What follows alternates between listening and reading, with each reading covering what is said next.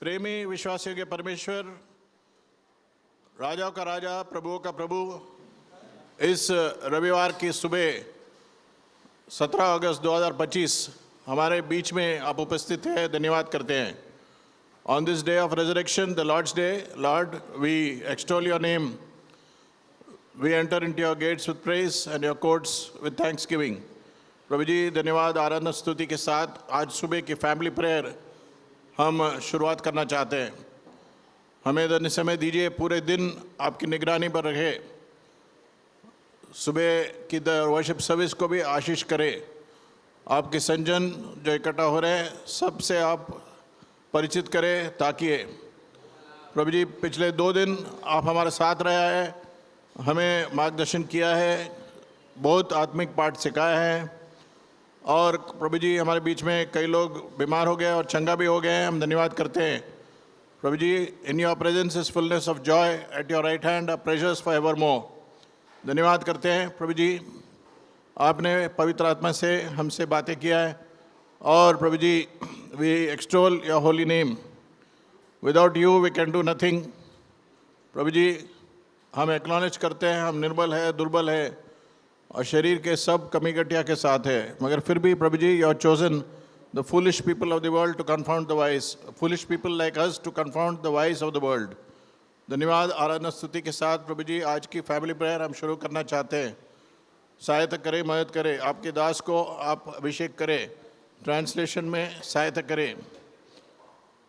We acknowledge your headship and lordship and lord we extol thee. We give all honor, glory and praise to thee. Singing में, music में, गाना गाने में, स्तुति में, आराधना में प्रभु जी आपकी उपस्थिति हम चाहते हैं.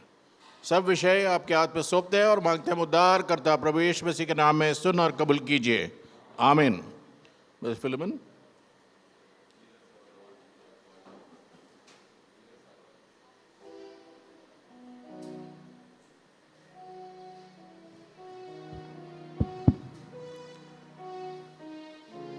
We'll sing Jesus our Lord, with what joy we adore thee.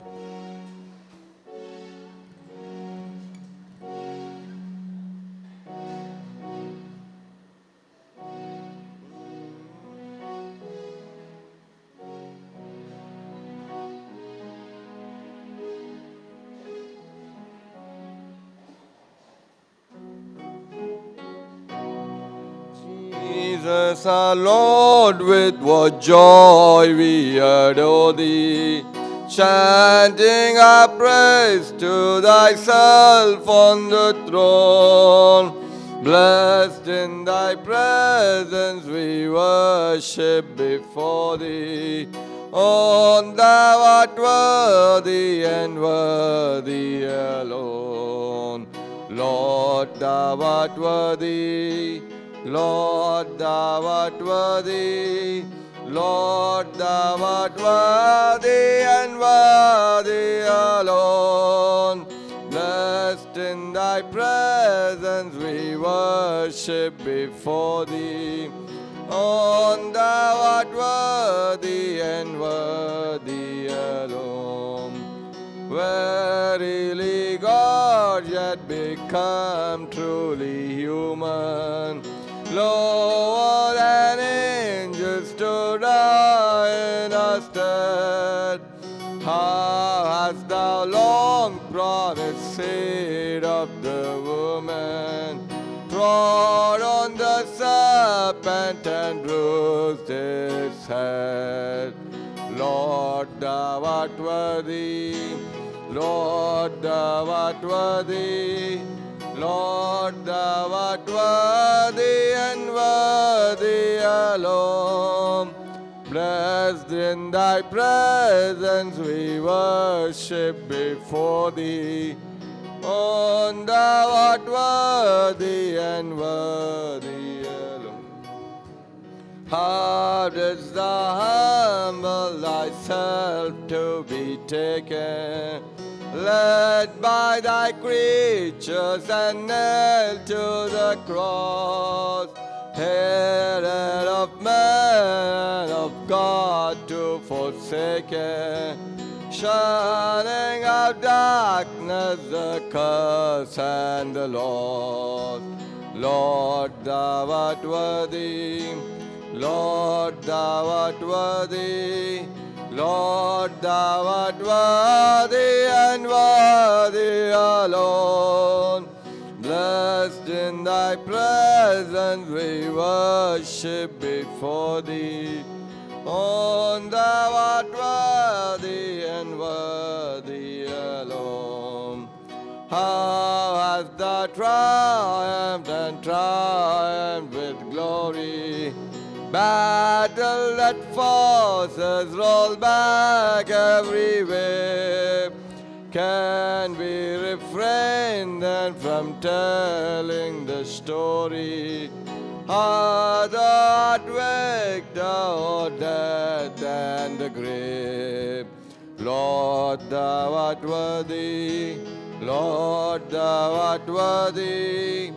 Lord, thou art worthy and worthy alone. Blessed in thy presence we worship before thee. Oh, thou art worthy and worthy alone.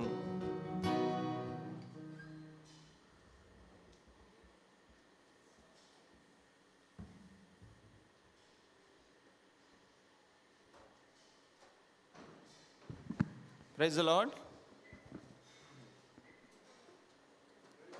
Praise the Lord. सबको जय मसीह। ఈరోజు వాతావరణం చూసి आज का जो वातावरण देख करके నాలో ఈ 2 రోజుల్లో ఉన్న ఆనందము రెట్టింపైంది. ये दो दिन का मेरा जो आनंद है वो दुगना हो गया है। మరి ఈ 2 రోజుల్లో నేను కోల్పోయిన ఆనందాన్ని ఈ రోజు పొందాలంటే जो 2 दिनों में जो आनंद को मैंने जो खोया है, अगर కొన్ని उसे मुझे తీర్మానాలు पाना నేను है तो తీసుకుని వెళ్ళాలి. कुछ निर्णयों को मुझे लेना है। మరి ఈ ఉదయకాల సమయంలో చేరిన మనము ये जो सुबह के समय हम सब जो इकट्ठा हुए हैं, ఆ కొన్ని తీర్మానాలు ఏవో చూసుకొని మరి వడివడిగా వెళ్దాం. हम जो है उन कुछ निर्णयों को देखकर हम आगे बढ़ेंगे। రండి, आइए ఎఫెసీయులకు రాసిన పత్రిక एफेसियों की पत्री 6వ అధ్యాయము 6वां अध्याय 6వ వచనము. और उसका 6वां वचन అందరము బిగ్గరగా చదువుదాం. हम सब साथ मिलकर पढ़ेंगे। ఎఫెసీయులకు రాసిన పత్రిక 6వ అధ్యాయము 6వ వచనము. एफेसियों की पत्री 6 अध्याय उसका 6वां वचन।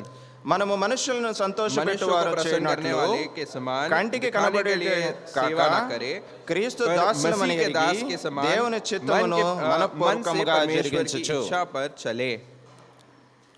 మరి దేవుని వాక్యం చెప్తుంది, तो यहाँ पर परमेश्वर का वचन कह रहा है, మనం స్వాభావికంగా हम जो है स्वाभाविक रीति से మన ఇష్టానుసారంగా మనం జీవించాలని ఇష్టపడతాం.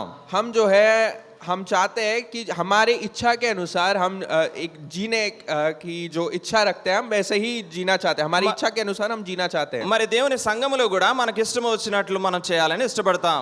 हम भी जो है परमेश्वर के मंदिर के प्रति भी जो हमारी इच्छा हो वैसा ही हम उस मंदिर के प्रति व्यवहार करेंगे, ऐसे हमारी इच्छा रहती है। మరి ప్రతి ఒక్కటిని మనుషులు మనల్ని ప్రేమించాలని మనం ఇష్టపడుతూ చేస్తూ వస్తాం. तो हम जो कुछ भी करते हैं हम उसके इस कारण से करते हैं कि मनुष्य जो है हमसे प्रीति रखे। మరి మనుషుల ద్వారా గుర్తింపు రావాలని మనం ఆశపడి చేస్తూ వస్తాం. हम जो है हम ऐसी आशा रखते हैं कि मनुष्य जो है हमारे कामों को देखे और हमें पहचाने। మరి దేవుని వాక్యం ఏం చెప్తుందంటే लेकिन परमेश्वर का वचन ये कहता है 7వ వచనంలో ఇలా రాసి పెట్టబడింది.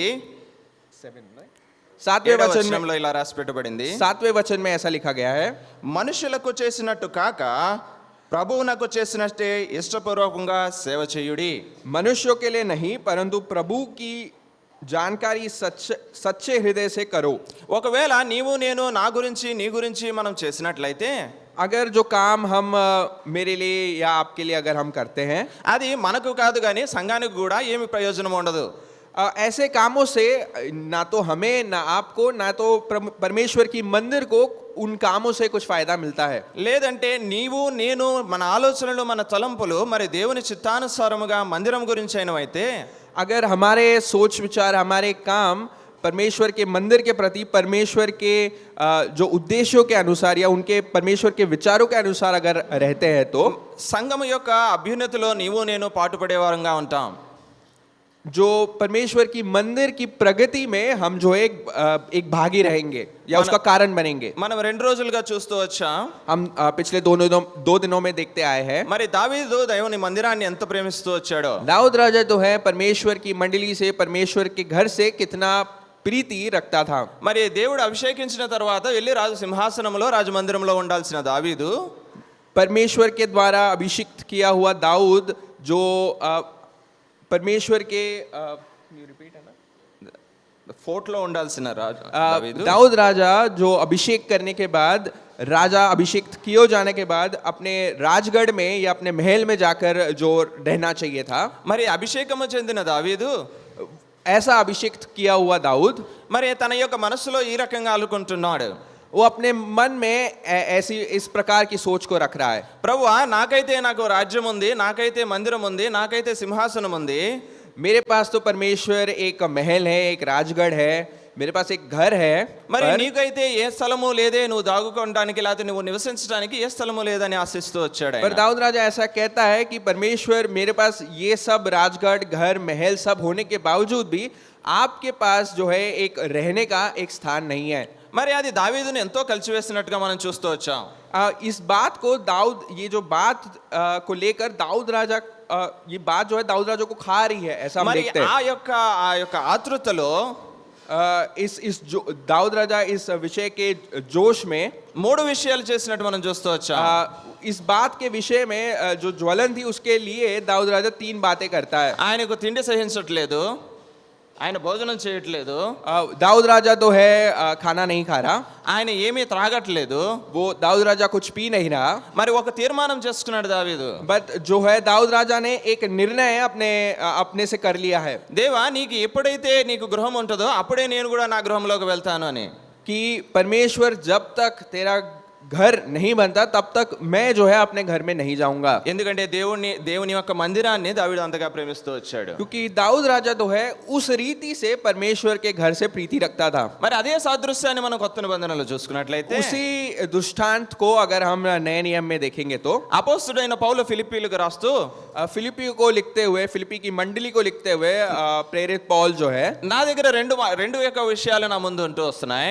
मेरे सामने 2 विषय है ऐसा पौल भक्त लिखता है। మరి క్రీస్తు గురించి నేను శ్రమ పడిన వాడనైతే నాకు ఇష్టమే, प्रभु यीशु मसीह के लिए जो परिश्रम करना मुझे पसंद है।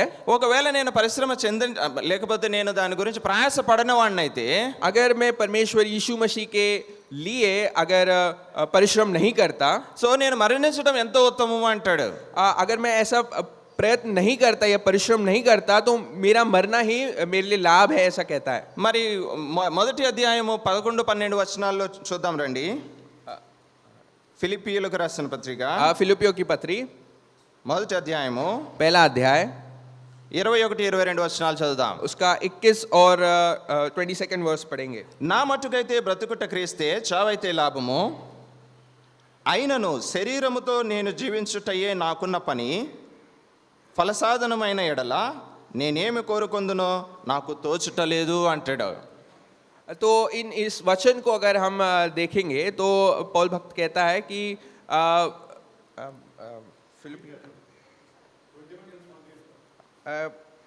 फिलिप 21 वचन हम साथ में एक बार वापस से हिंदी में पढ़ता हूं मैं।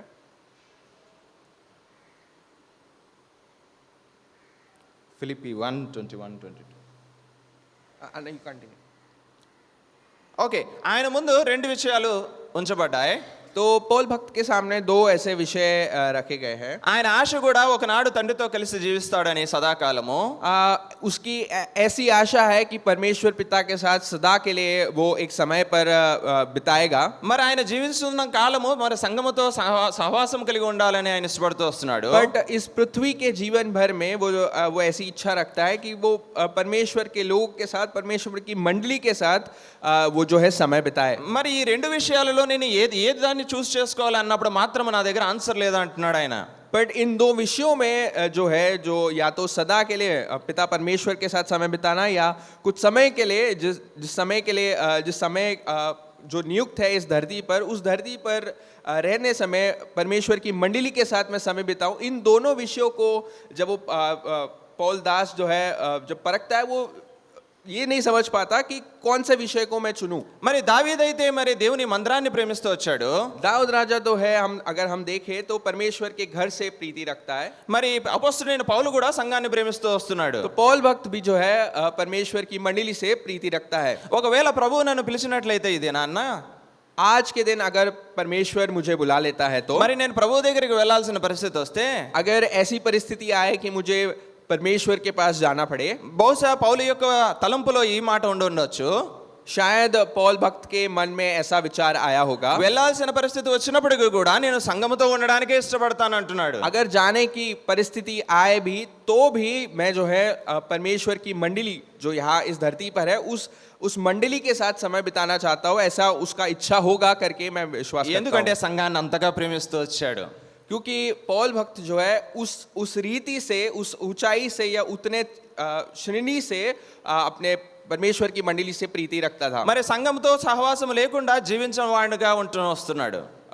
परमेश्वर की मंडली से वो जो है सहवास नहीं रख के वो जीवन बिता रहा है। సహవాసములో ఆయన సమయం గడపకుండా ఆయన జీవించలేడు.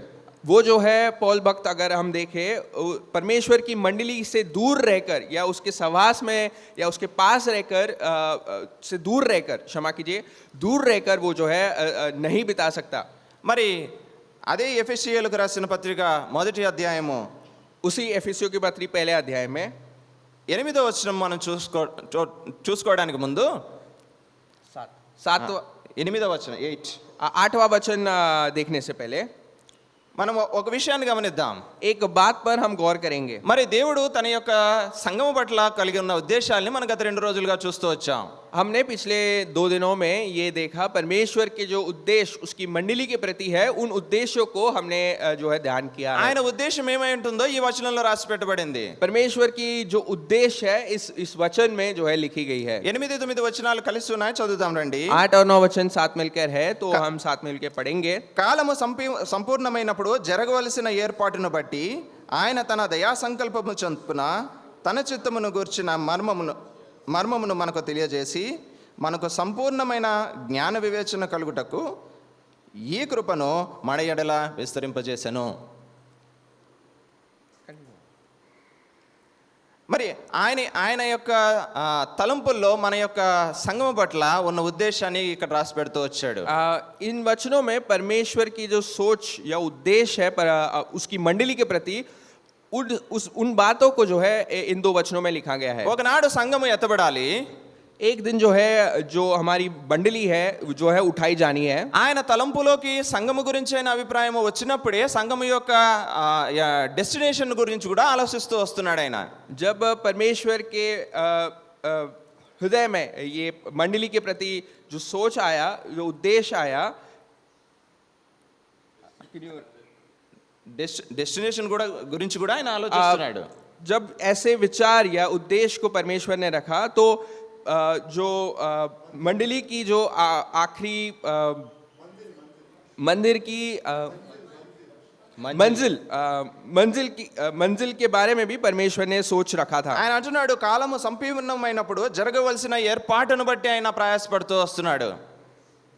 जब काल समाप्त होगा उन अंत समयों का जो भी कार्य जो होना है उसके लिए भी परमेश्वर ने सोच विचार और उद्देश्य रखे हैं। మరి 10వ వచనంలో అంటాడు ఆయన 10 वचन में ऐसा लिखता है, ఈ సంకల్పమును బట్టి ఆయన పరలోకములో ఉన్నవే గాని భూమి మీద ఉన్నవే గాని సమస్తమును క్రీస్తునకు ఏకముగా సమకూర్చవలనని తనలో తాను నిర్ణయించుకొనెను అంటున్నాడు ఆయన.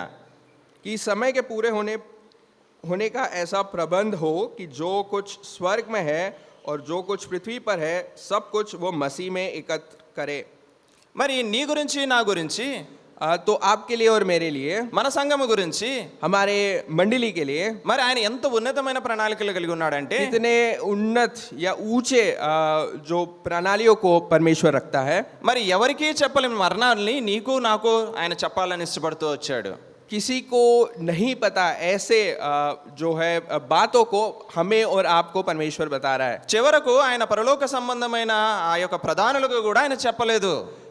ये बातें इतनी उन्नत है, इतनी बड़ी है कि स्वर्ग में जो जो प्राचीन है उनको भी परमेश्वर ने नहीं बताया ऐसी మరి बातें। సంఘానికి ఆయన ఇస్తున్న ప్రాధాన్యతను చూస్తున్నట్లయితే అది చాలా గొప్పదిగా ఉంటూ వస్తుంది. जो मंडली को जो स्थान जो पहला स्थान या जो इम्पोर्टेंस जो है दिया जाता है वो हम इन वचनों में देखते हैं। మరి ఏంటండి ఆ మర్మము? वो मर्म जो है वो क्या है? 3వ అధ్యాయం 6వ వచనంలో రాసి పెట్టబడింది. చదువుదాం రండి. अगर तीसरा अध्याय उसके 6 वचन में हम देखेंगे तो ఈ మర్మం ఏదనగా అన్యజనులు సువార్త వలన యేసుక్రీస్తునందు యూదులతో పాటు సమాన వారసులుగాను ఒక శరీరమందలి సాటి అవయములుగాను వాగ్దానములో పాలివారులనై ఉన్నారన్నదియే. अर्थात यह कि मसीह यीशु में सुसमाचार के द्वारा अन्य जाति लोग मसीह में सिजी और एक ही देह और प्रतिज्ञा के भागी हो। మరి ఆయన నీ గురించి నా గురించి మాత్రమే కాదు కానీ परमेश्वर जो है सिर्फ केवल आपके लिए और मेरे लिए नहीं, మరి క్రీస్తుని ఎరగని అన్యజనులకు కూడా అవకాశాలను ఇవ్వాలని ఇష్టపడుతూ వచ్చాడు ఆయన. जो अन्य जाति लोग हैं जो प्रभु यीशु मसीह को नहीं जानते उनको भी जो है एक अपॉर्चुनिटी जो है दे रहा है। సో వారి గురించి ఆయన మర్మంగా ఆయన చెప్తూ వస్తున్నాడు ఆయన. तो उनके प्रति जो विचारों को या मर्मों को परमेश्वर यहाँ लिख रहा है। వారిని కూడా నీతో నాతో కలిపి ఒక అవయవముగా ఆయన చేయాలని ఇష్టపడుతూ వచ్చాడు ఆయన శరీరంలో. उनको और आपको हमको मिलाकर एक अंग के नाई उसके शरीर में वो बनाना चाहता है। మరి ఎంత గొప్ప ఉద్దేశం చూడండి ఆయన. ये उद्देश्य जो है या ये विचार कितना बड़ा है देखिए। మరి బోరివెల్లి సంఘములో నీవు నేను కూర్చున్నామనంటే अगर आज हम और आप आज बोरीवली मंडली में बैठे हैं तो మరి ఇందులో నీ యొక్క నా యొక్క ప్రయాస ఏదీ లేదు. आपका और मेरा इसमें कोई प्रयास या नहीं है। మరి ఆయన యొక్క కృపచేతనే నిన్ను నన్ను ఏర్పరచుకున్నాడు. ये जो है हमको और आपको केवल उसकी कृपा के द्वारा उसने चुना है। మరి మనల్ని రక్షించుకున్నాడు. उन्हें हमें परमेश्वर ने हमें उद्धार दिया है। మరి ఇది మన వలన కలిగినది కాదు కానీ ఆయన యొక్క వరము మాత్రమే.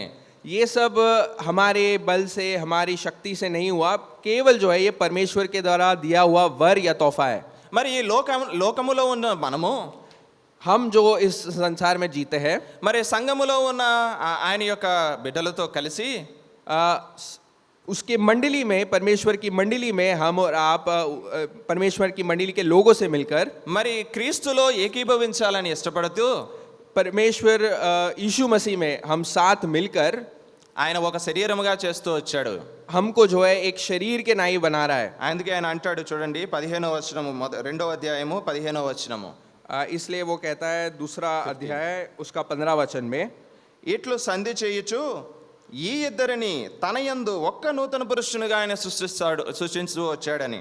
और अपने शरीर में बैर अर्थात व्यवस्था जिसकी आज्ञाएं विधियों की रीति पर थी मिटा दी और दोनों से अपने में एक नया मनुष्य उत्पन्न करके मोल कर लिए। మరి దేవుని మందిరంలో కూర్చోవడానికి నీకు నాకు ఎలాంటి ప్రివిలేజెస్ లేవు కానీ तो आपको और हमें परमेश्वर की मंडली में बैठने का कोई जो अधिकार या प्रिविलेज नहीं మనం है। ఆయన నుండి దూరంగా వెళ్ళిపోతూనే ఉన్నాం కానీ हम जो है हमेशा परमेश्वर से दूर ऐसे जाने वाले लोग మనకు दिखते ఆయనకు हैं। మధ్యలో ఉన్న అడ్డుగోడను ఆయన తీస్తూ వచ్చాడు. बट हमारे और परमेश्वर के बीच में जो बीच की दीवार है उस बीच की दीवार को परमेश्वर ने हटा दिया। నిన్ను నన్ను ఆయనతో కలిసి ఆయన ఏకీకృతించాడు.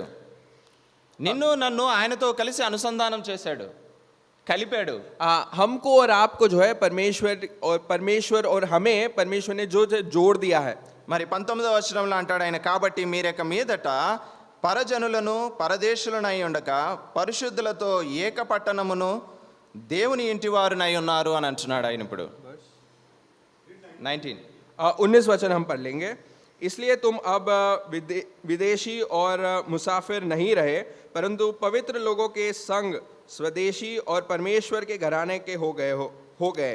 మరి ఇవన్నీ ఆయన ఎందుకు చేస్తూ వచ్చాడండి ఆయన? ये सब बातें परमेश्वर क्यों कर रहा है? మనల్ని ఒక కుటుంబంగా చేస్తూ వచ్చాడు ఆయన. हमको जो एक परिवार बना रहा है, ఒక పట్టణస్థులుగా చేస్తూ వచ్చాడు. हम सबको एकत्रित या जोड़ दिया है। మనం అందరము కలిపి ఎత్తబడిన తర్వాత ఒక పరదేశులుగా ఉండాలని ఇష్టపడుతూ వచ్చాడు ఆయన. हम जो है एकत्रित होकर परदेशी के नाई जिए ऐसा परमेश्वर चाहता మరి है। సంఘం పట్ల ఆయనకున్న ఆ యొక్క తలంపులు ఎంత గొప్పవి. देखिए परमेश्वर के जो विचार उसकी मंडली के प्रति है वो कितने महान है। గత 2 రోజులుగా మనం చూస్తూ వచ్చాము సంఘం పట్ల మన యొక్క దృక్పథం ఏ రకంగా ఉండాలో. हमने पिछले 2 दिनों में देखा हमारी जो सोच परमेश्वर की मंडली की तरफ किस तरीके से होनी चाहिए। 4 విషయాలు చూస్తూ వచ్చాం. हमने 4 बातें देखी. మనము ఒకరిని ఒకరు సహించుకోవాలని దేవుని వాక్యం చెప్తూ ఉంది. हम पहली जो बात है हम एक दूसरे से सहन करें या सहते रहे एक दूसरे को. ఒకరికి ఒకడు ప్రేమ చేత విజ్ఞాపన చేసుకోవాలని మనం దేవుని వాక్యం చెప్తూ వస్తుంది. हम एक दूसरे को प्रेम में जो है करेक्शन या एक दूसरे को प्रोत्साहन दे. మనం సమాధానం అనే బంధము చేత నిర్మించబడాలని ఇష్టపడుతూ వస్తున్నాడు ఆయన. हम जो है समाधान से एकत्रित हो ऐसा परमेश्वर चाहता है. అంత మాత్రమే కాదు కానీ ఆత్మ కలిగించు ఐక్యతలో నీవు నేను ఉండాలని ఇష్టపడుతూ వస్తున్నాడు ఆయన. उस आत्मा की जो एकत्रता जो मिलती है आत्मा से या जो जुड़ने का भाव जो मिलता है उसी जुड़न के भाव से हम सब भी एकत्रित हो ऐसा परमेश्वर चाहता है. ఆయన వచ్చు వరకు నీవు నేను సంఘముగా ఐక్యముగా ఉండాలని ఆయన ఇష్టపడుతూ వచ్చాడు ఆయన. परमेश्वर चाहता है कि जब तक वो वापस ना आए हम और आप जो है एकत्रितता से जुड़े रहे ऐसा वो चाहता है. ఎందుకంటే మనము ఆయన శరీరములో ఒక అంగముగా ఉంటున్నాం. क्योंकि हम जो है परमेश्वर के जो देह है उसमें एक भाग है. మరి శరీరం ఒకటే, शरीर एक ही है, ఆత్మ కూడా ఒకటే, आत्मा भी एक है. మనల్ని ఆయన పిలుచుకున్న పిలుపు కూడా ఒకటే. हम सबों को जिस पुकार से परमेश्वर ने पुकारा है वो पुकार भी एक ही है. ఆయన మనల్ని 2 విధాలుగా మనల్ని పిలవలేదు. उसने हमें परमेश्वर ने हमें 2 तरीके से ऐसा नहीं बुलाया है. ఒకే ఉద్దేశం చొప్పున మనల్ని పిలుస్తూ వచ్చాడు. बट एक ही उद्देश्य से हम सबको बुलाया है. మరి ఆయన ప్రభు ఒక్కడే కాబట్టి क्योंकि परमेश्वर एक ही है మరి విశ్వాసం కూడా ఒకటే. हमारा विश्वास भी एक ही है.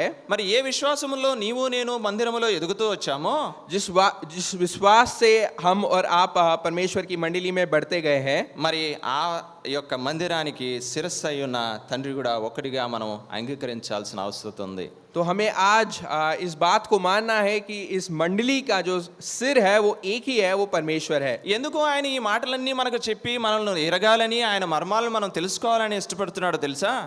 इन बातों को सब जान करके ऐसी बातों को जानकर परमेश्वर क्यों ऐसा चाहता है कि हम परमेश्वर को जानें. మరి కాలము సమాప్తమైనప్పుడు జరిగే పరిస్థితులను నీవు నేను ఎరగాలని. कि समय के अंत में जो चीजें घटने वाली उन सब चीजों को हम जान पाए. మరి ఎఫెసీయులకు రాసిన పత్రిక 6వ అధ్యాయము 10 నుండి 17 వచనాలు చూస్తే अगर हम एफेसियों की पत्री 6 अध्याय 10 वचन से अगर हम देखेंगे, మీరు అపవాది తంత్రములను ఎదిరించుటకు శక్తిమంతులగునట్లు దేవుడిచ్చు సర్వాంగ కవచములను ధరించుకొనుడి. 11th verse 11 वचन, परमेश्वर के सारे हथियार बांध लो कि तुम शैतान की युक्तियों के सामने खड़े रह सको.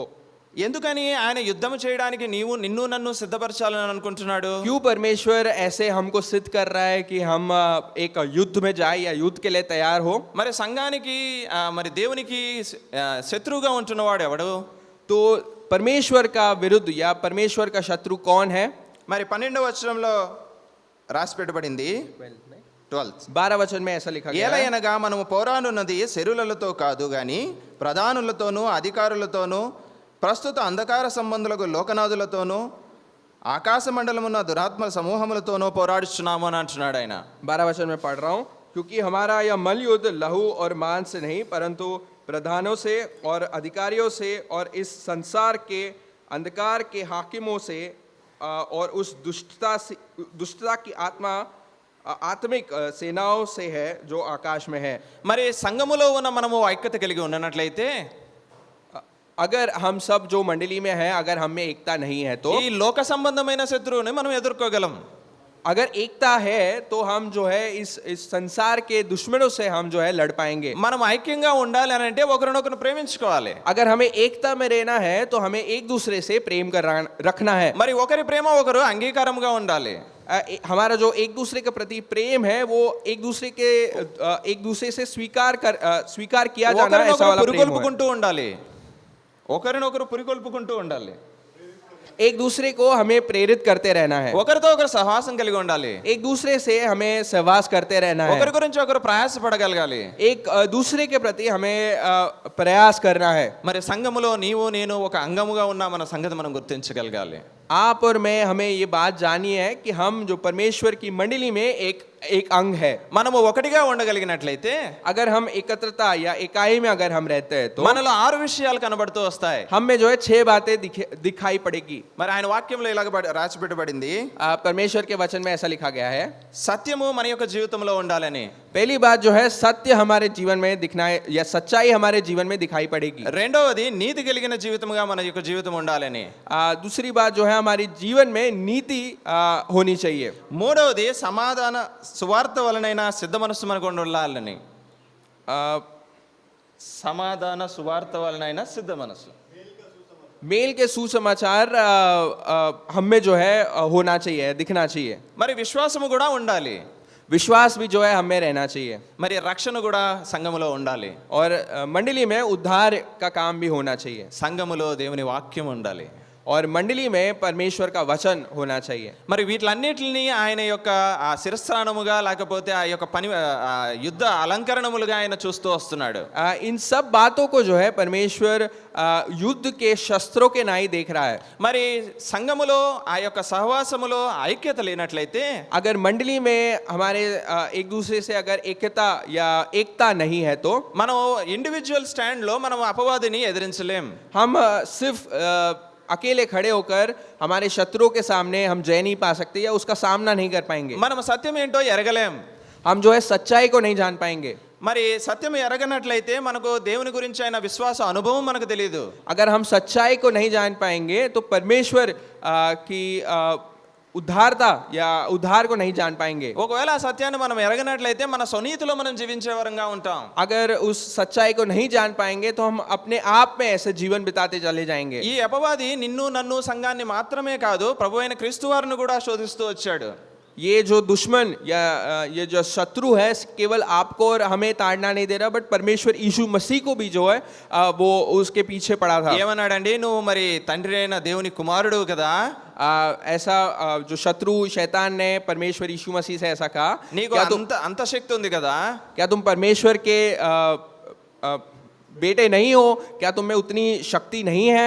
సో మరి నువ్వు ఈ కొండ మీద నుండి దూకేసే, तुम ये पहाड़ से कूद जाओ, మరి నువ్వు తిరిగి లేగిసి అందరికి ప్రత్యక్షపరచుకో, फिर तुम उठ के वापस से सबको दिखाई पड़ो. సో అప్పుడు నేను నమ్ముతాను అంటున్నాడు ఆయన. फिर वो कहता है फिर मैं जो है तुम पर विश्वास करूंगा. మరి దేవుని కూడా ఆయన లెక్క చేయని వాడిగా ఉంటూ వస్తున్నాడు అపవాది. ये शत्रु इतना भयंकर है कि परमेश्वर को भी जो है वो लेखा नहीं दे रहा. మరి నీవు నేను సంఘములో ఉన్న వారము ఏ పాటి వారము? तो अगर हम और आप कैसी स्टैंडिंग हम रखते हैं, अगर वो, అందుకే సంఘములో సత్యం ఉండాలి. इसलिए जो है मंडली में सच्चाई पानी होनी चाहिए. మరి ఈ సత్యం ఎలా ఉండాలని అంటే, ये सत्य कैसा होना चाहिए? 4వ అధ్యాయము ఎఫెసీయులకు రాసిన పత్రిక 4వ అధ్యాయం 25 వచనంలో రాసి పెట్టబడింది. एफिसी के पत्री 4 अध्याय उसका 25 वचन में ऐसा लिखा गया है, మనము ఒకరికొకరము అవమలై ఉన్నాము గనుక మీరు అబద్ధమాడుట మాని ప్రతివాడును తన పొరుగువానితో సత్యమే మాట్లాడవలెను. 25 वचन में पढ़ रहा हूँ, इस कारण झूठ बोलना छोड़कर हर एक अपने पड़ोसी से सच बोले, क्योंकि हम आपस में एक दूसरे के अंग है. మరి ఈ సత్యం ఎలాంటిదంటే, ये सत्य कैसा सत्य है? మరి అన్యులు జీవిస్తున్న జీవితం లాంటి సత్యం కాదు ఇది. जो संसार के लोग हैं जिस तरीके से जी रहे हैं वैसा जीवन नहीं या वैसा सत्य नहीं. వ్యక్తిగతంగా నాకు అనుకూలంగా ఉన్న సత్యం కాదు ఇది. जो मेरे लिए जो कंफर्टेबल है वैसा वाला सत्य नहीं. మరి సంఘానికి అభివృద్ధి చెందించే సత్యముగా ఉండాలి. जो बट ये ऐसी सच्चाई है या सत्य है जो परमेश्वर की मंडली को बढ़ाता है. మరి ఈ యొక్క సత్యాన్ని మన మందిరములో లేకపోతే నీ యొక్క జీవితంలో నా యొక్క జీవితంలో లేకుండా, अगर ये सत्य या ये सत्य अगर हमारे और आपके जीवन में नहीं है तो మరి మనం ఒకరినొకరు ప్రేమించలేం. तो हम एक दूसरे से प्रेम नहीं कर पाएंगे. ఒకరినొకరు మనం ఒప్పుకోలేం. एक दूसरे से हम हमारी गलतियों को मान नहीं पाएंगे. మరి ఒకరినొకరు సహించుకోలేం. एक दूसरे को हम सहन नहीं कर पाएंगे. మరి క్రీస్తు యొక్క శరీరములో అంగముగా ఉండలేం. परमेश्वर के देह में हम एक अंग के नहीं रह पाएंगे। ఒకసారి ఆలోచించండి, ఒకవేళ నా కంటికి ఒక కుడి కంటికి కానీ దెబ్బ తగిలినట్లయితే आप एक बात सोचिए, अगर हमारे आंख में अगर कुछ चोट लग जाती है तो మరి నా ఎడమ కరు ఊరుకునే ఉంటుందండి? अगर मेरे एक आंख में चोट लग जाती है तो मेरा दूसरा आंख क्या ऐसा ही रह जाएगा? ఇది పని చేయాల్సినది రెట్టింపు పనిని ఇది తీసుకుంటది. तो जो मेरा दूसरा आंख जिसपे चोट नहीं लगी है वो दुगना काम करेगा। మరి క్రీస్తు యొక్క స్వరూపములో చెక్కబడి ఆ యొక్క ఉద్దేశములోకి మార్చబడిన ఈ శరీరము तो परमेश्वर के उद्देश्यों के द्वारा जो बदला हुआ ये शरीर, మరి ఆ యొక్క పరదేశంలో ప్రవేశించలేని ఈ శరీరము उस परदेश में प्रवेश नहीं कर पाने वाला ये शरीर, మరి ఆయన యొక్క శరీరమై ఉన్న ఆ అంగములో ఒక అంగానికి దెబ్బ తగిలితేనే ఇంకొక అంగము తట్టుకోలేకపోతుంది. तो एक अगर हमारे शरीर में एक भाग को भी या एक अंग को भी अगर चोट लगती है तो दूसरा अंग उसे सह नहीं पाता। మరి సంఘములో ఏర్పరిచిన నిన్ను तो हम जो मंडली में बिठाए गए या మరి मंडली के जो भाग है, క్రీస్తు అనే శరీరములో నిన్ను నన్ను అవయవంగా చేసిన దేవుడు, तो ख्रीस्त उस शरीर में हमें जो एक भागी बनाया है, మరి ఆయన పరదేశంలో ఒకనాడు నిన్ను నన్ను ఉంచాలని ఇష్టపడిన దేవుడు, उस परदेश में हमें रखने की इच्छा रखने वाला वो परमेश्वर, మరి మందిరములో నీవు నేను ఒకరి పట్ల ఒకరు ఒక సహకారులుగా ఉండాలని ఇష్టపడుతూ వస్తున్నాడు. तो परमेश्वर की इच्छा ये है कि आप, मैं और हम जो है परमेश्वर की मंडली में एक दूसरे के सहकारी बने रहे। మనం ఎంతకాలము ఒకరినొకరు సహించుకోమో, जितने समय तक हम एक दूसरे को सहते नहीं हैं, ఎంతకాలం ఒకరినొకరు ప్రేమించుకోమో, जितने समय तक हम एक दूसरे से प्रेम नहीं रखते, ఆయన నీతిని మనము సంఘములో ఉంచమో, उसकी नीति को परमेश्वर की मंडली में जब तक हम नहीं रखते, మరి దేవుని రక్షణను మనం సంఘములో ఉంచమో, जब तक परमेश्वर के उद्धार को उसकी मंडली में नहीं रखते, మన జీవితంలో దేవుని వాక్యానికి ప్రాధాన్యత ఇవ్వమో, हमारे जीवनों में परमेश्वर के वचनों को जो है मुख्य स्थान अगर हम नहीं दे पाते, మనము లోకములో ఉన్న శత్రువుని ఎదిరించలేం. हम जो है बाहर जो हमारा शत्रु है उसका सामना हम नहीं कर पाते, మరి ఇక్కడ ఒక మంచి नहीं कर మాట पाएंगे। రాసి పెట్టబడింది. यहाँ पर एक अच्छी बात लिखी गई है, ఎఫెసీయులకు రాసిన పత్రిక 6వ అధ్యాయం ఎఫెసీ- 4వ అధ్యాయము एफेसियों के पत्री 4 अध्याय 6వ వచనము. उसका 6वां वचन అందరం కలిసి చదువుకుందాం. हम सब मिलकर पढ़ेंगे। అందరికీ తండ్రి అయిన దేవుడు और सबका ఒక్కడే, एक ही परमेश्वर और ఆయన पिता है, అందరికీ పైగా जो ఉన్నవాడే सबके ऊपर అందరిలోనూ వ్యాపించి బంధమే అందరిలోనూ ఉన్నాడు. ఇప్పుడు చెప్పండి, आप बताइए, మీ పక్క వారికి చెప్పండి, आपके बाजू में जो बैठे हैं उन्हें बताइए, నాలో ఉన్నవాడు मेरे अंदर जो है, మీ పక్క వారికి చెప్పాలా. आपके बाजू वालों को बताना है आपको, సో నాలో ఉన్నవాడు मेरे अंदर जो है, లోకములో ఉన్నవానికన్నా శ్రేష్ఠుడు. जो संसार में है उससे भी बढ़कर है। ఎవరు చెప్పినట్టు లేరు. शायद किसी ने बताया नहीं, మీ आपने बाजू పక్కన ఉన్న वालों వాళ్ళకి చెప్పాలా, को। आपके बाजू में जो बैठे हैं उनको बताइए, నాలో ఉన్నవాడు मेरे अंदर जो है, లోకములో ఉన్నవానికన్నా बाहर संसार में जो है చాలా శ్రేష్ఠుడు. उससे भी श्रेष्ठ या बड़ा है। మరి ఆయనే वही నిన్ను నన్ను आपको और मुझे మరి ఆయన శరీరంలో కడుతూ వచ్చాడు. उसके देह में बढ़ाता या बांधता जा रहा है। ఇప్పుడు अभी జడిడియా प्रेमन्ना నేను నీలో ఉన్న దేవుణ్ణి प्रेमन्ना आपके अंदर जो परमेश जो है, మరి నిన్ను చూస్తూ తిట్టగలనా, आपको देखकर क्या मैं डांट सकता हूँ? మరి నిన్ను చూస్తూ ద్వేషించగలనా, क्या आपको देखकर मैं द्वेष कर सकता हूँ? నిన్ను చూసి నేను చాడీలు చెప్పగలనా, क्या आपको देखकर आपकी चुगली कर सकता हूँ? మరి నీకు నష్టం చేయాలని నేను ఆలోచించగలనా, क्या आपके प्रेमन्ना के विरुद्ध या कोई नष्ट को मैं सोच सकता మరి हूँ? నీ ద్వారా సంఘానికి నేను నష్టం తాగలనా. क्या आपके द्वारा मंडली को कोई हानि हो? ఆలోచించండి. आप सोचिए। మరి మనలో ఉన్నవాడు बट हमारे अंदर जो है, లోకములో ఉన్నవాడి కంటే వీక్ అయితే अगर जो संसार में है उससे अगर वो कमजोर है तो మరి సంఘములో ఐక్యత ఉండదు. तो मंडली में जो है एकता नहीं रहती। మరి ఆ చాయిస్ మీకే ఆయన వదిలిపెడుతూ వచ్చాడు. तो ये जो एक चॉइस है हम सबों को परमेश्वर ने दे रखा మనం है। పుట్టిన నాటి నుండి ఇప్పటి వరకు हमारे जन्म के दिन से लेकर आज तक మన యొక్క జీవితంలో అనేక సాకులు చెప్తూ వచ్చాం. हम जो है हमारे जीवनों में अनेक बार ये कहते आए हैं, మన ఇంట్లో మన టేబుల్ మీదకి తీసుకొచ్చే ఫుడ్ బాగోకపోతే కంప్లైంట్, अगर हमारे मेज के सामने जो भोजन लाया जाता है अगर वो सही नहीं है तो उसमें हम कंप्लेन करते మనకి हैं। మంచి స్కూల్ లేకపోతే మనం కంప్లైంట్, अगर हमें अच्छा एक स्कूल नहीं मिलता तो उसके लिए भी हमारा एक कंप्लेन होता మంచి है। షూ మనకు కొనివ్వకపోతే కంప్లైంట్, अगर हमारे अच्छे जूते अगर हमें दिलाए नहीं जाते तो उसके लिए भी हम कुड़कुड़ाते हैं। సో మంచి యొక్క ఉద్యోగం రాకపోతే కంప్లైంట్, अगर एक अच्छा नौकरी नहीं मिलता तो उसके विषय में भी हम कुड़कुड़ाते हैं। సంఘములో మనల్ని సరిగ్గా చూసుకోకపోతే కంప్లైంట్, अगर हमें मंडली में अगर सही से देखते नहीं है तो उसके विषय में भी हम कुड़कुड़ाते हैं। సంఘములో మనల్ని ఎవరు రికగ్నైజ్ చేయకపోతే కంప్లైంట్, अगर हमें मंडली में अगर कोई पहचानता नहीं है, रिकॉग्नाइज नहीं करता तो उसके लिए भी हम कुड़कुड़ाते ఆలోచించు हैं। తమ్ముడు చెల్లి, एक बार सोच विचार करें। ఆలోచించు అన్న అక్క, ఆలోచించు అన్న అక్క. ओके भाई बहनों आप सोच विचार करें। మరి నీలో ఉన్నవాడు क्या आपके अंदर जो है ఎవడో कौन है वो जो आपके अंदर निवास कर रहा है? అడగండి ఒకరినొకరు. మీలో ఉన్నవాడు ఎవరని మీ పక్కన ఉన్న వారిని అడగండి. आप एक दूसरे के बाजू में जो भी बैठे हैं आप एक दूसरे से पूछिए आपके अंदर जो निवास कर रहा है वो कौन है। నీలో ఉన్నవాడు లోకంలో ఉన్నవాడి కంటే గొప్పవాడైనప్పుడు నువ్వు నీ యొక్క సహోదరుని గురించి చెడుగా మాట్లాడవు. आपके अंदर जो निवास कर रहा है वो अगर परमेश्वर है तो आप एक दूसरे के प्रति आप बुरा भला नहीं कह पाओगे। మరి చెడుగా ఆలోచించవు. आ, एक दूसरे के प्रति बुरी सोच को आप नहीं रख पाओगे। ఒకవేళ నువ్వు నీ యొక్క సహోదరుడు నీ గురించి చెడుగా ఆలోచించినప్పటికి కూడా अगर आपका भाई आपके विरुद्ध कोई बुरी बात सोचता है तो भी మరి క్రీస్తు ప్రేమలో నువ్వు నేను సహించేవాడుగా తయారవుతాం. परमेश्वर यीशु मसीह के प्रेम में हम उस बात को भी सहन कर पाएंगे। మరి ఈ యొక్క ఐక్యతను ఇవ్వాలని సంఘంలో దేవుడు ఇష్టపడుతున్నట్లు इस तरीके की एकता जो है परमेश्वर चाहता है कि हमारी मंडली में रहे। మనం ఏం చేస్తున్నాం? बट हम क्या कर रहे हैं? తోడనా चाहता है. हम जो है मंडली को तोड़ना चाहते हैं। మనం బయటకంతా చాలా చక్కగా కలర్ఫుల్ గా ఉంటాం. हम जो है बाहरी रीति से काफी खुश हष्ट पुष्ट दिख रहे हैं, మూడో వ్యక్తికి తెలియకుండానే बट तीसरे मनुष्य को ना पता चलते हुए మనకు చేయాల్సిన నష్టం అంతా చేసేస్తాం. हम जो है जो नष्ट हम करना चाहते हैं वो पूरे नष्ट को जो है हम कर बैठते हैं। అంతా చేసేసి सब ऐसे नष्ट के कार्यों को करके బ్రదర్ भाई, సమాధానం లేదు బ్రదర్, समाधान नहीं है भाई ऐसा हम कहते हैं। బ్రదర్ ఐక్యత లేదు బ్రదర్, भाई एकता नहीं है भाई हम ऐसा कहते బ్రదర్ हैं। నువ్వు నన్ను ప్రేమించట్లేదు బ్రదర్. भाई आप मुझसे प्रेम नहीं करते हो ऐसा నువ్వు कहते हैं। ప్రేమించావా బ్రదర్ నిన్ను ప్రేమించడానికి? बट पहले क्या आपने ऐसा बोलने से पहले आपके भाई से आपने प्रीति रखी నీ क्या? సమయాన్ని ఇచ్చావా నీ యొక్క జీవితం నుండి? क्या आपने अपने जीवन से आपके समय को दिया है? అందుకే దేవుని వాక్యం అంటది इसलिए ఎవరికైతే ఆ కరుణ కనికరము అవసరమో వాడిని వెళ్ళి అడగండి, తెలుస్తుంది ఆ కనికరం అంటే ఎట్లా ఉంటుందో. కనికరం అని అంటే ఎట్లా ఉండాలో ఎవరైతే దాన్ని అనుభవించలేకపోతున్నారో వారికి దొరకట్లేదో వాళ్ళని వెళ్ళి అడగండి, వాళ్ళకి తెలుస్తుంది. जिस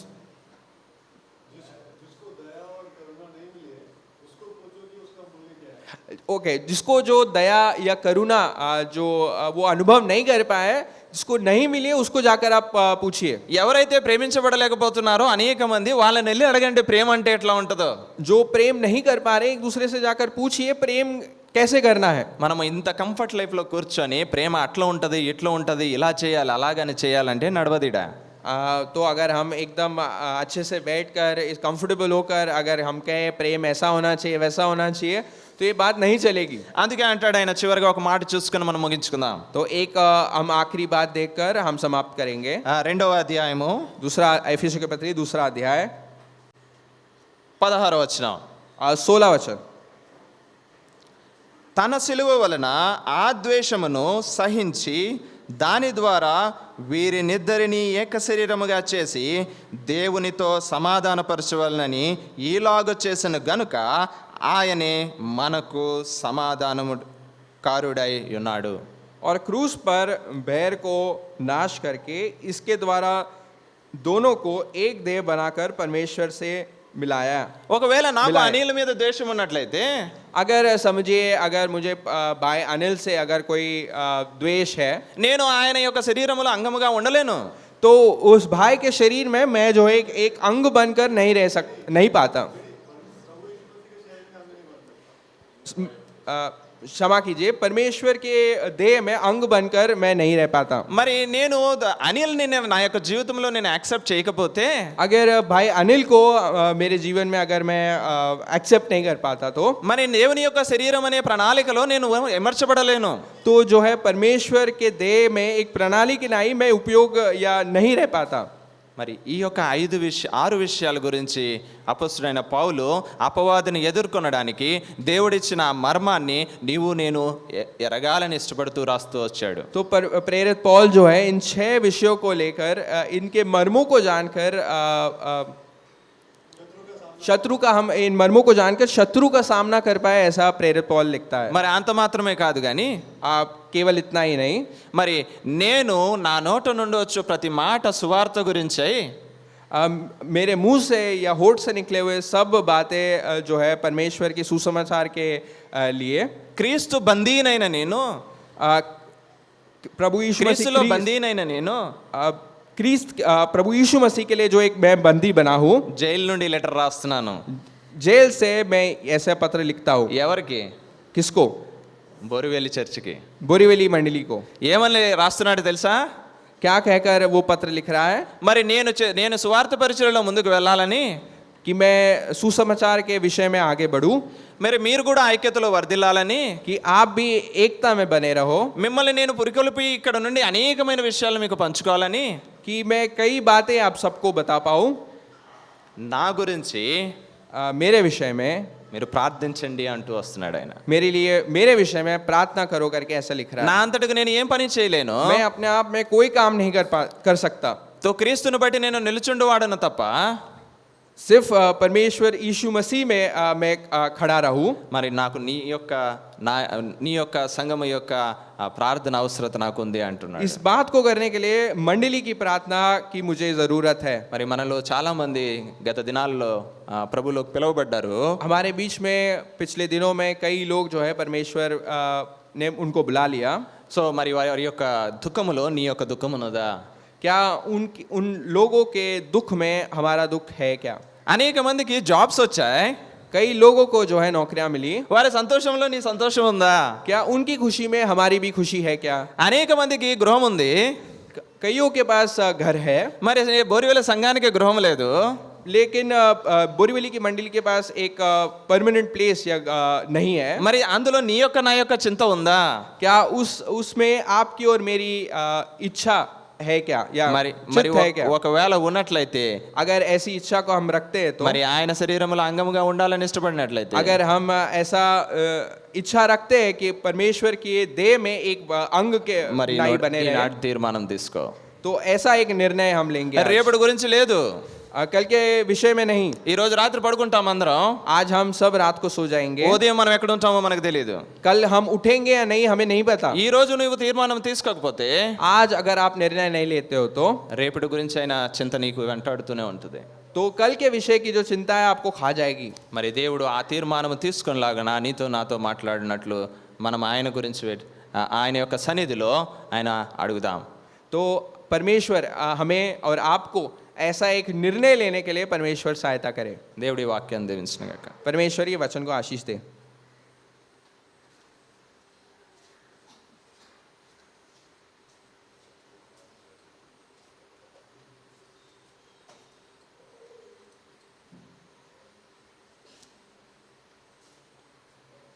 कोई भी 2 भाई और 2 बहन प्रार्थना कीजिए.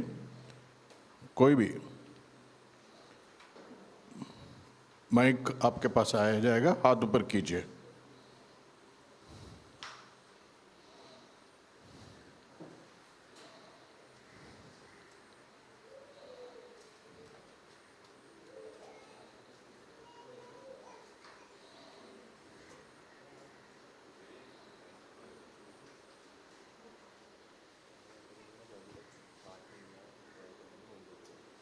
जिन्होंने अभी तक फैमिली प्रेयर में कभी प्रार्थना नहीं किया, उनको हम चांस देते हैं.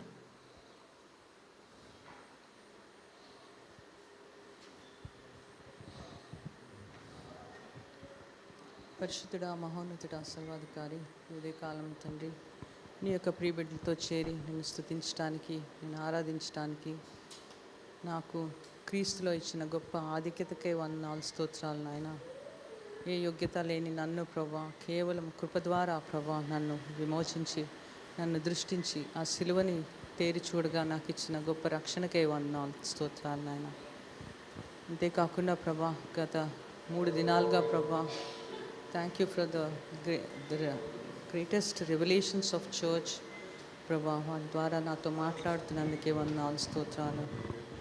ఏ విధంగా అయితే ప్రభా దావీదు I will dwell in the house of the lord for ever అని అలాంటి డిజైర్ని ప్రభా నాలో కూడా కలిగించమని ప్రభా సంఘంగా బోరివెల్లి అందరికీ ప్రభా మీరు ఇప్పటి వరకు మాట్లాడుతూ వచ్చినందుకే వందనాలు స్తోత్రాలు. ముఖ్యంగా ప్రభా I correct my self in many areas తండ్రి.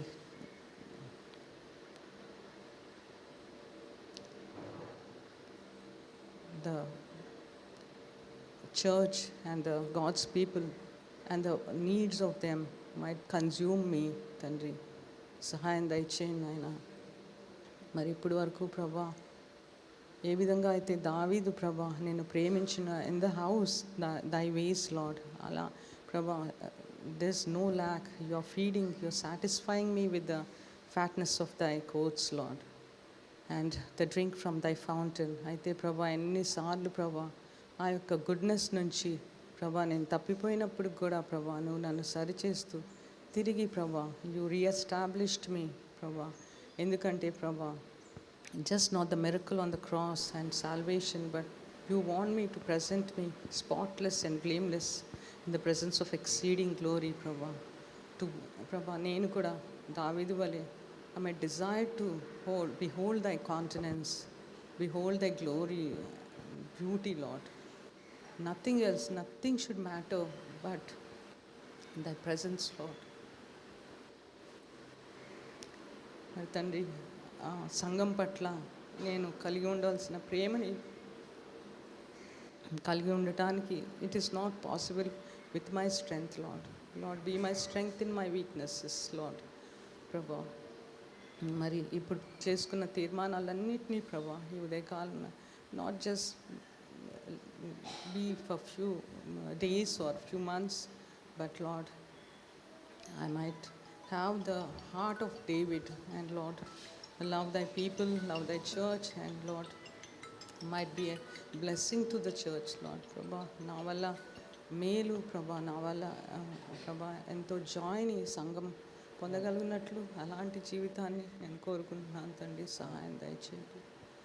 I might rejoice in thy presence, Lord, at all times. Like my testimony might be like David's, that I dwell in the house of the Lord forever. Every minute, every moment might be precious. I might consider it precious, and Lord, I love thee with all my heart, Lord. మరి నేను ఈ నలిగిన హృదయంతో నా స్తుతి, నా ప్రార్థన, నా విజ్ఞాపనని యేసుక్రీస్తు పరిశుద్ధ నామాన్ని అడిగి వేడుకుంటున్నాను తండ్రి. अति महान माझ्या प्रिय प्रेमी सर्वदयाळ देवपा, धन्यवाद देतो पिताजी प्रभूजी. आज आम्हाला इथं सर्वांना प्रभूजी एकत्र येण्यासाठी तुम्ही जी मदत केली त्याबद्दल खूप आभारी आहे प्रभूजी. प्रभूजी ही आमची नियोजन असून प्रभूजी तुमची व्यवस्था होती प्रभूजी. कितीतरी दिवसापासून प्रभूजी इथे येण्यासाठी जे व्यवस्था करत होते प्रभूजी त्यावर तुम्ही आशीष दाखवलात आणि मागच्या 2 दिवसापासून प्रभूजी आम्हाला इथे एकत्रित एक जीव एक मन आणि एक परिवारासारखं आम्हाला सांभाळून ठेवलं. त्याबद्दल खूप आभारी आहे प्रभूजी. प्रभूजी आतापर्यंत इतके वचन प्रभूजी आम्हाला ऐकवलं, त्या वचनाद्वारे आमचं जीवन चालावं म्हणून आम्हाला सहायता मदत कर पिताजी. प्रभूजी देवप्पा, खरंच प्रभूजी तुम्ही खूप महान असे पिता आहात प्रभूजी. आम्हाला कुठल्याही प्रकारे कसलीही अडचण न येऊ देता प्रभूजी तुम्ही आम्हाला तुमच्या मुलासारखं प्रभूजी सांभाळलात प्रभूजी. त्याबद्दल खूप धन्यवाद देतो प्रभूजी. इथली जी व्यवस्था होती ते सर्व काय एकदम चांगली होती प्रभूजी पिताजी. आणि आजचा जे दिवस आहे प्रभूजी ते दाखवला त्याबद्दल धन्यवाद देतो प्रभूजी. प्रभूजी जसं आम्हाला इथे येण्यासाठी मदत केली तसं आम्ही घरी पण पोहोचण्यासाठी तुम्ही सहायता करणारे पिता आहात म्हणून धन्यवाद देतो पिताजी. प्रभूजी पुन्हा एकदा प्रभूजी इथल्या सर्व मंडळीचं, इथल्या सर्व परिवारांचं आणि माझं जीवन तुमच्या हातात सोपून प्रभूजी माझी छोटीशी प्रार्थना माझा उद्धार करता प्रभू येशूच्या नावात केलं म्हणून तुम्ही ऐका. आमेन. अनुग्रहकारी विश्वासयोग्य देवा, धन्यवाद देते, स्तुती बढाई करते प्रभूजी.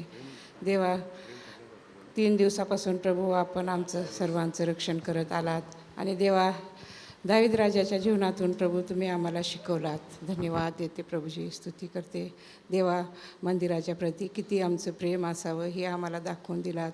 पवित्र प्रभूजी, निरंतर प्रभू आम्ही आपल्या मंदिरामध्ये येत राहू, आपली आराधना, प्रार्थना, स्तुती करत राहण्यासाठी देवा आपण आम्हाला शिकवलात. धन्यवाद देते प्रभूजी, स्तुती बढाई करते.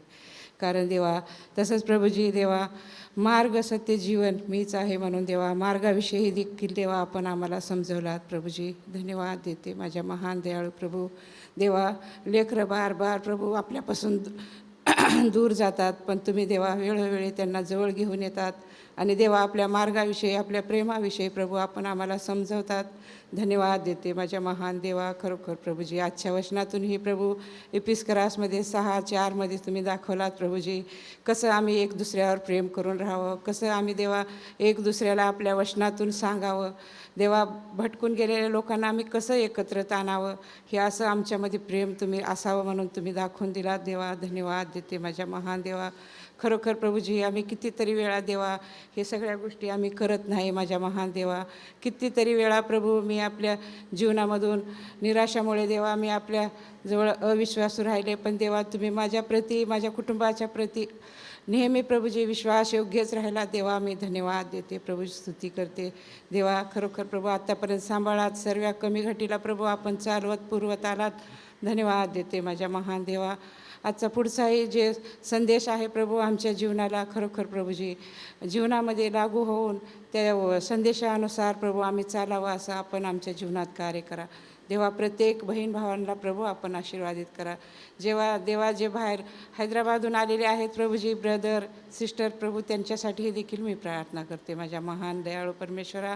इथून पुढचा भाग आणि विषय प्रभू मी आपल्या सामर्थ्य हातामध्ये सोपवून देऊन माझी लहानशी प्रार्थना विनंती माझा उद्धार करता पवित्र प्रभू येशूच्या नावात मागते म्हणून ऐका देवा. आमेन.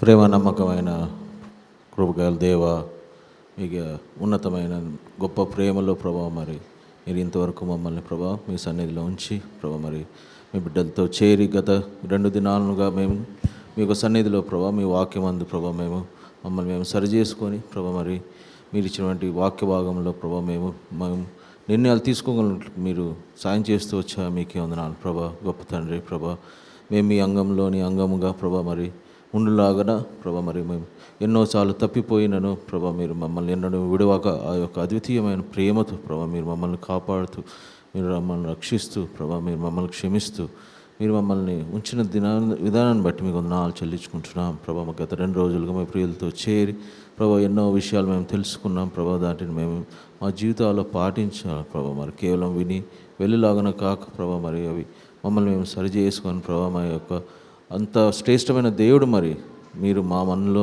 ఉండగా మేము ఎలా ఒకరిని ద్వేషించగలం, మరి మేము ఎలా ఒకరిని ప్రభా ఆశీర్వదించుకోగలం, ఎలా ఒకరిని ప్రభా మరి కోపడం, ఆ ప్రేమానురాగాలు మేము చూపుతూ ప్రభా మరి ఈ సంఘంలోని ప్రభా ఏక శరీరంలోమై ప్రభా మరి సంఘం పట్ల మా బాధ్యతలను తెలుసుకొని ప్రభా మరి వాటిని మేము నిర్వహించడం మాకు నేర్పించమని మనకు సాయం చేయమని మీకు అడుక్కుంటున్నాం గొప్ప తండ్రి ప్రభా. ఎంతో ప్రభా మరి నిజంగా ప్రభా ప్రభా మరి మేము కానీ ప్రభా ఎన్నో విధాలుగా ప్రభా మరి సంఘానికి మేము ఎంతగానో దూరంగా ఉండి మమ్మల్ని మీరు క్షమించి ప్రభా మరి మేము ఎక్కువగా మీ సంఘంతో చేరి ప్రభా మా యొక్క బాధ్యతలు మేము నిర్వహించడం మీరు నేర్పించమని అనుకుంటున్నాం ప్రభా. మమ్మల్ని సరిచేయండి ప్రభా, మమ్మల్ని క్షమించండి. మీకు వందనాలు చెల్లిస్తూ సమయాన్ని ఈ యొక్క వాక్యాన్ని మీరు ఇచ్చిన మీకు వందనాలు చెల్లిస్తూ ఈ ప్రార్థన ప్రభువైన యేసుక్రీస్తు పాదాలు కల్పించుకున్నాం తండ్రి. ఆమెన్. आमीन. प्रेमी विश्वासी के परमेश्वर, धन्यवाद करते हैं प्रभु जी इस बाइबल रिट्रीट की लास्ट फैमिली प्रेयर में हम सबको शामिल किया है. धन्यवाद करते हैं प्रभु जी. 2 दिन से आप हमसे बातें कर रहे हैं कलीसिया और संगति और डेविड की चाहत, passion, energy, focus, drive, single purpose. प्रभु जी, not individualism but working together for the unity of the church.